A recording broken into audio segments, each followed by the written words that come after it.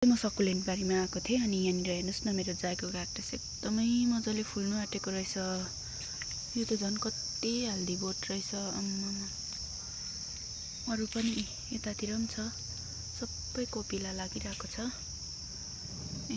मजाले कोपिला लागिरहेको रहेछ। अब चाहिँ फुल्ने बेला भएछ यसको।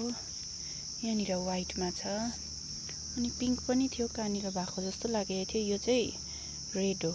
यो मर्नु आँटेको रहेछ, यसको मुनि जरा खाइदिएछ कमिलाहरूले, त्यही भएर यस्तो भइरहेको छ। अनि यो पनि रेड हो। यिनीहरूको चाहिँ टाइम आएको छैन फुल्ने, अलिक पछि फुल्छ। अनि यहाँनिर पनि छ। यो रेड चाहिँ एकदमै मनपर्छ मलाई। भोलि पर्सि फुल्छ, अहिले चाहिँ फुल्दैन। तर अहिले चाहिँ टाइम चाहिँ यसको हो। दामी फुल्नु आँटिरहेको रहेछ सबै। हेर्नुहोस् त, wow. Thank you so much.